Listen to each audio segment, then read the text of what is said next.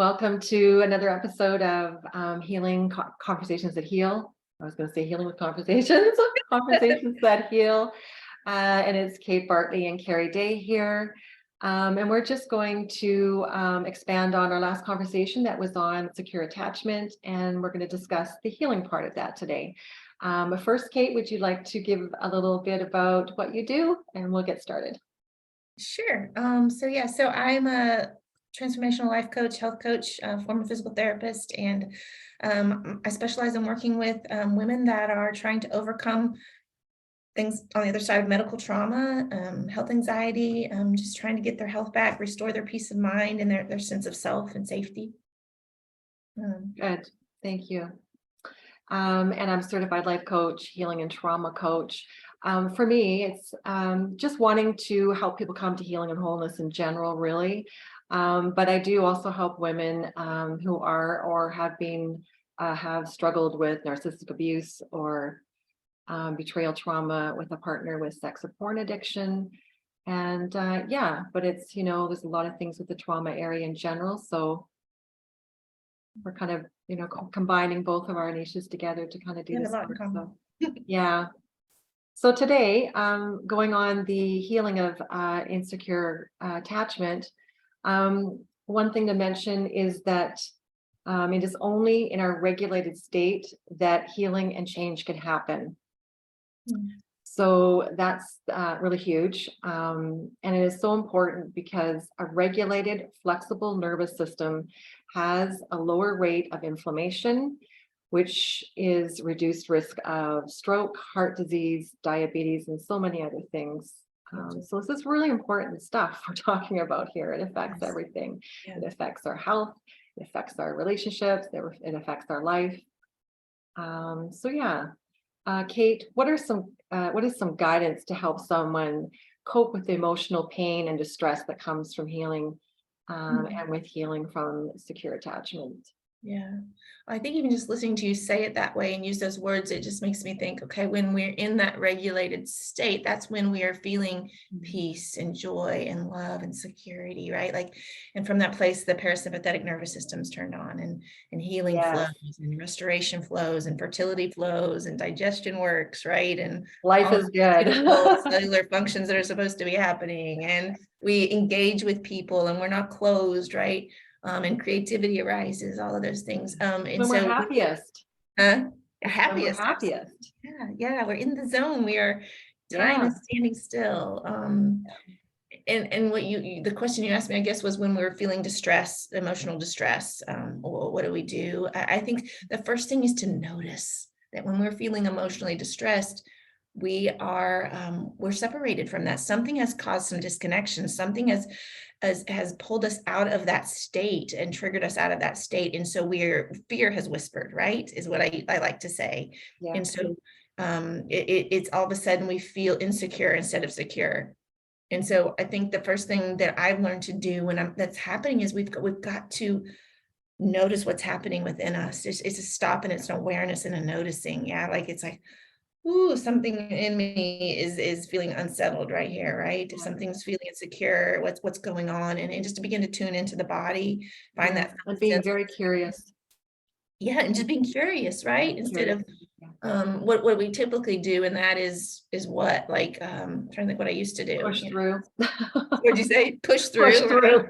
Stop. You know, labeling ourselves, right?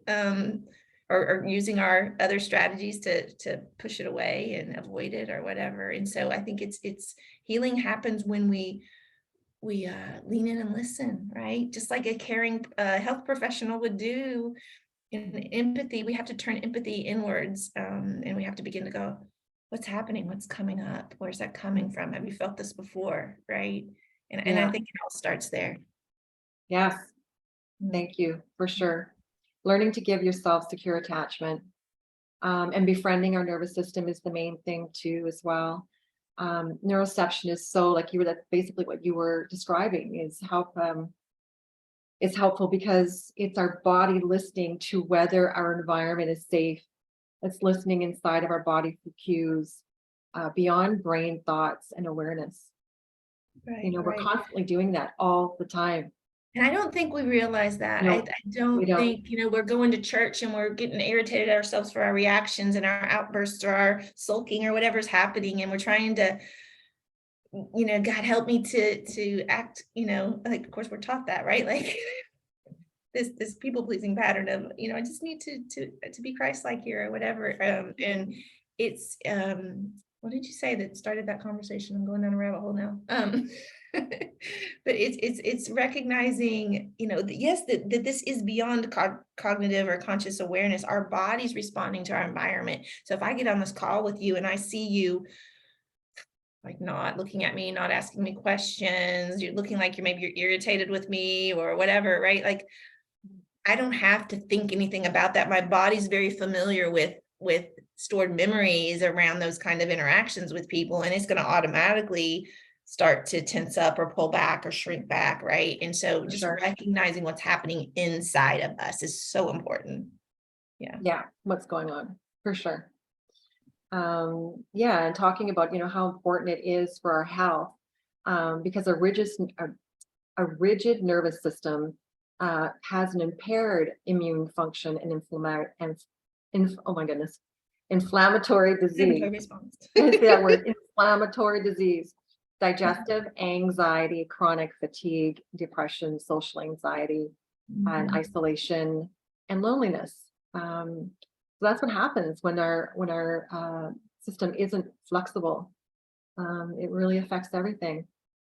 And I loved what Deb Dana, a clinician and trauma expert who works with complex trauma, says, what if you could harness the same mechanisms that cause fear and panic to instead summon peace and spaciousness? And we can. And we can. So that's it, the what if, right? And we can. And you're kind of looking at those other states, all the states of the nervous system. We have the dorsal, sympathetic, and ventral, and just really kind of asking yourself, what is my dorsal shutdown letting me know? So what are these states telling me? What story are they saying? What energy is my sympathetic telling me? And my ventral system is inviting me to. I like to expand on that a little more because, there's an exercise that you can do where you can actually imagine a situation where you're in all those three states. So, and answer the question, the world is what in that state, and people are blank in that state, and I am, so whether you're in dorsal, sympathetic, or ventral, it makes a big difference. Your answer is going to be different in each state. So it's really helps you when you're being curious to think about it. And take that time to just think it through and answer those questions. It's a huge, powerful exercise we can do. And that's probably something we can even expand on in another lesson sometime. But I think just for those of us, the listeners that may not know what dorsal and sympathetic is, and I was going to ask. Really, we described the ventral vagal. It's that place we talked about, that beautiful place that we all want to be. And so then the sympathetic is when fear whispers and we start going into fight or flight. And then, as Keri mentioned, the fawning or the freeze response earlier, that's when we start to go into what she was describing as dorsal, which is shut down. So we all know what that feels like. We've been in and out of those states. For sure, we all have. And every day, probably. It's just getting the basic understanding. We don't want to go in anything really deep about it. But like just taking the dorsal state, Kate, what is it speaking to us? Because I think there's a sense of, or was, abandonment, despair, disconnection. That's what's happening in dorsal when we shut down. We're in those states, right? But that's kind of beyond the sympathetic, where we're in fight or flight and everything's, and you're reacting and it's active and you feel unsafe, and your aggression, and there's anxiety and anger and panic, so that's the second state. And if you can't do that, then you go into the dorsal shutdown, really is what's happening there. Just putting it really simply for the viewers to understand better. But ventral is where we want to be. And it's, that's where regulation and safety and connection is. And it's where the beautiful space is. So Just that alone, people can sit and go, okay, yeah, I get what that means. How do I feel if I bring up this memory and I felt this way? Well, yeah, I think I was in sympathetic or I was in dorsal. And how did the world feel to me? And how did I feel? And what were people to me in that place? So it's very interesting. And I think, like you attributed, part of the healing journey is to begin to understand the stories that are stored in our body, right? These aren't just cognitive stories that we're saying, oh, I believe this and I don't believe that. This is the memories our body is holding based on our experiences and when we've been in secure attachment or out of attachment, right? When like we could go all the way back to early childhood. If there was a time when a parent wasn't emotionally available, the child might have a story go with that experience. I cried out for help, nobody responded, or I tried to express a need and it was shut down, or nobody noticed that I wasn't, and so we start to add story to that, and the story gets embodied in us with that heavy emotion. And so we find ourselves in a similar experience like that, or a time of stretch, and all of those stories come back up, and they keep us stuck in those states, don't they? Yeah, that's what happens, right? When we don't digest them and finish that cycle, right? Of the event, then we get stuck there, and they just keep coming up in similar situations. And it's not about the circumstances that are going on in the moment. Right. Yeah, I think one of the questions I always ask myself, and maybe you do, is when I'm feeling something, is this familiar? Is this familiar? If it's familiar, then I know it's about the past and less about the present, and we can go. And it almost always is, right? Yes. but people don't, they just get caught up in the moment of the circumstances, and they're playing out, reacting with that other person or themselves without even understanding what's really going on. And then the other person's triggered, and it's just this big mess. And just being aware can completely change all the dynamics, right? Yeah.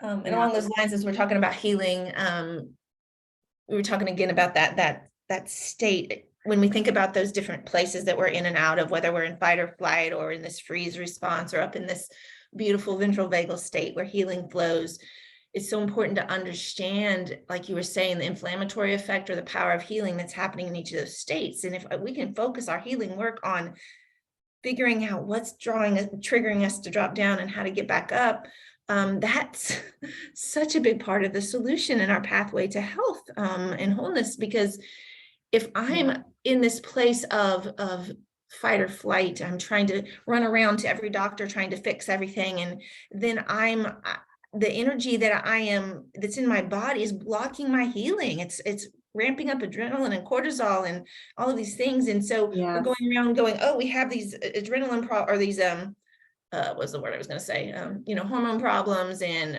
where we're trying to do all these supplements and these medications without realizing that we have the power of healing within ourselves. And when I'm in that state, every neurochemical that I need is activated. My hormones are regulated. Everything I need happens from that state. Yeah, so, absolutely. It's true. And, and not only with that, but with so many things, everything we have is within us. Right. Do you think we were taught that? Like, I know. If only we weren't taught this like years ago, life would have been so much different. It's fast. It's just exciting, but at the same time frustrating, because, we didn't know. Yeah. Well, and I think, again, playing off of that, and I think Dr. Russell Kennedy attributed this in that podcast you mentioned in the last conversation on attachment, was if we have insecure attachment, we're always looking for external validation, right? We matter when and we learn to matter by helping. We learn to matter by being empathetic or doing something for someone else. And so that kind of plays out in the way we're seeking help as well, like seeking validation. We don't trust ourselves. We don't know how to trust what our body needs and lean into what our body needs to heal, or even what we need emotionally to heal, or relationally to heal, because we're not used to trusting ourselves. We're used to outsourcing that and looking for validation out. That comes into our relationship with God. It carries right over, right? Instead of understanding that we have love within us to guide us, and we can lean into that and find healing from that. We're looking for it out. If somebody needs to put their hand on me, and somebody, not that those co-regulating things aren't helpful and supportive, but we don't understand the power that we hold. that we have ourselves. Yeah. So good. Thanks. Yeah. And I think too, when we're in like sort of, I'm giving a different example, relationships where we're struggling with that attachment injury, and you're feeling insecure with that person. It's not a healthy relationship in the first place. You shouldn't be in it. But you're so wrapped up. All of your real estate is there. Your thoughts, everything is 100%. You're consumed by the situation, trying to fix it, to change what you didn't get. But it's such a threat. See, people don't understand when you're in that situation, say in a narcissistic relationship or whatever, you're 100% focused on giving to that person, trying to fix the relationship and save the relationship, thinking it's saving you, that it affects the relationships around you, because you only have so much energy and time and capacity to deal with, and you don't even have enough for this one situation, which is like massive and so feels so out of control. Yeah. That the people on the outside will view you as being selfish. Right? Because you've got all these things going on, and not only that, it's affecting your health. You're not getting enough rest. So just to do the daily mundane things of going to work or taking care of the house, and then the relationship, it's like, that's it. You're stuck in this cycle, and you get seen in a very different light that nobody's understanding that either. Yeah.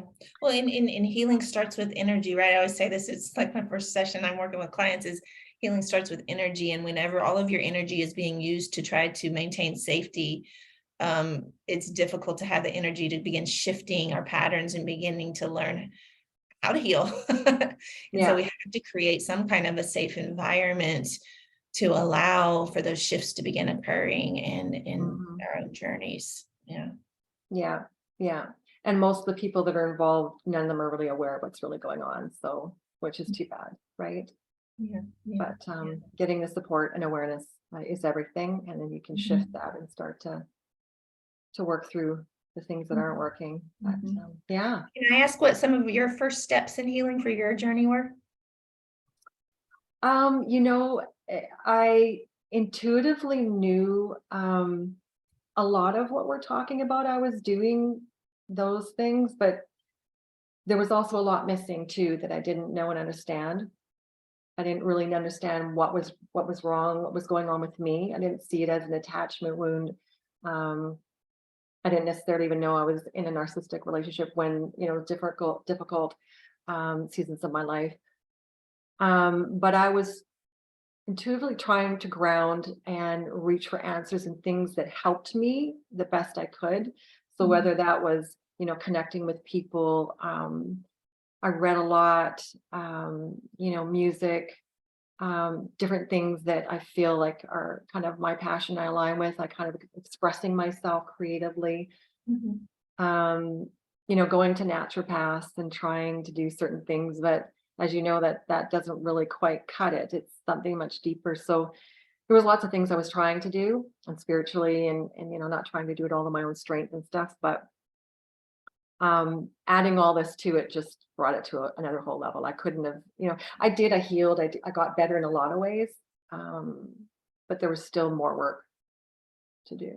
That makes sense. Absolutely. Like, when did you first realize what was at play? Like, oh my goodness. So, well, I knew way back because it started young. I mean, as a teenager, I remember struggling quite a bit, looking back on it, not understanding why I felt so anxious and kind of uncomfortable in certain situations and relationships, like even in dating. I was just like, that's what it was, right? There was a fear factor there, not really knowing why. And then by the time I got to, must have been around 20, I was having major panic attacks. So then I really knew, and I was kind of living my life in a way that wasn't really taking care of me, partying and going out with people and, drinking and things like that. And so because of my system being so sensitive, it just made it harder for me, right? I was just having a harder time recovering and just getting through the days and stuff like that. And everything in me was screaming, I need help, but I just wasn't sure what to do. But I then started, I need to do this for myself, and started taking steps whichever way I could possibly think of, and, Mhm. continued. And so, yeah, they really did help. And then finding a relationship at that time, even though he wasn't really emotionally available in the way I needed, he was a safe person. And Mhm. so, being with him for 20 years was my marriage really helped in many ways. I felt co-regulated, if that makes any sense. It kind of a bit interesting because he had his own stuff, and so he wasn't really emotionally available, but he was a safe place. Does that make sense? Right, yeah, So certainty that makes. was really good for me, in Mm. so many ways. And unfortunately, with his wounds and mine, and not really having quite the help we needed, it and eventually, didn't work. So hope that answers your question. But Yeah, and here you are today helping other yeah, women. yeah, Yeah. yeah, I just think learning and something growing. maybe to share is that, we can see, I think both of us as coaches would agree that the healing journey is different for everyone. The entry point is different for everyone. And there's just an intuitive knowing of our first step. And I think, my desire when I'm working with women is to help them find that, what is the biggest needle mover that will start to lift us up into that Mhm. regulated space where healing can occur. And yeah, it's not something that we can go ask for a written prescription for. We all hold our own Yeah, internal prescriptions, and it's a matter of leaning in and finding it. yeah, Um, yeah. yeah. It can be a painful time for sure, and an exciting time as you're seeing what's working, and how it all comes together. But there was a big gap of time of just, knowing there was more but not knowing what that was, Mhm. right? So Mhm. that's why I'm just so, thankful for the things that came, and yeah, Mhm. this work. Yeah. So Beautiful. how Beautiful. about you? Anything you'd like to share for Well, your I think, journey? along those lines as just healing steps, I think for me, writing was a big piece of it for me. Journaling was a big piece of it for me, actually, or I think it even started with recognizing that, there was something in here, feeling seen and heard in this loving, witnessing presence. We can't get that if we aren't willing to be vulnerable. So somehow we have to get over that risk and get into expression. And for me, I had to overcome shame of just expressing myself honestly what I needed, which is, that sounds crazy, right? But it was big for me to go, I need to step back from this job. I need more space in my life. I need to Yeah. write. And I knew Yes. intuitively that I needed to, but I didn't understand the healing power of it. I didn't understand that it was what I needed to be a loving witness of myself, to process my emotions, to allow Hmm. myself to feel what I was feeling, to get perspective, to get Yeah. into um, just reconnect with myself, right? Like to ground in that for a little bit. It's a great, powerful modality. I did a lot. I can't even imagine. I guess I'm so used to it being, it's just so stuck in nature, writing it down, my Mhm. feelings, or, just in conversations or things in relationships. Just, yeah, being able to write it down, process it, and explore with it. It was Mhm. super powerful for me. Yeah. And I think, some people, I don't know about you, but it gave me the freedom to express emotion, to express anger and bitterness and say Mhm. what I needed to say and get it out of my system, right? Like, when we talk about trauma, part of trauma is we've got a lot of stored emotions that are getting stuck in us, and they're Yeah. blocking things. And we heard in a conversation the other day with women, like we didn't feel safe to express anger, and anger will man, repressed anger is really harmful for us. And so those journaling spaces, I am angry and I am mad, and, Yeah. getting it out of Yeah. the system and then finding out what's underlying that. What else is under there? Is there some sadness? Is there some pain? What's under there? So important. Yeah. Right. Then For sure. guiding ourselves, reparenting ourselves, attending to ourselves. Oh, wow, I hear you. What let you know that, Hmm. what do you need? How can I support you? Not Yes. waiting for somebody else to meet that need, but beginning to lead ourselves in that way. Yes. I think that's what I learned to do for myself, and I still do. It's a regular practice. Yeah. Um, I can't not. So yeah. Yeah, me too. Yeah. And I Mhm. think it also helps the writing part. If we didn't feel like we had the validation from the person close to us that we needed it from, Mhm. somehow it was giving validation to ourselves by writing it down. Something Yeah. was happening within us. So, and then maybe sometimes you may have shared it with a girlfriend or something like that. And Mhm. then you got, more validation there. But Yeah, just keeping it all bottled up isn't healthy, right? Yeah. So, And that word validation, I think, matters a lot. Like, instead of seeking external validation, which sometimes we need, like, hey, how am I doing? Like, let me know if this is, mhm. What I'm putting my time and energy into is working. But that validation, that acknowledgement of our experience is so important. Just like a child needed their needs validated, right? They needed their expression and their cries validated, heard, witnessed, responded to, acknowledged. Yeah.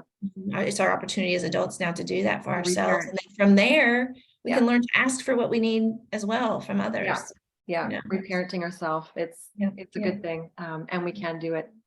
Yeah. Sounds strange, but we can reparent and get those core needs that we needed back by ourselves. Yeah, for sure. Good stuff. Thank you. Yeah, you're welcome. I think that's a wrap up on our part of this conversation too. And yeah, we'll look forward to seeing you next time. Sounds good. Bye, Keri. Thanks. Bye-bye.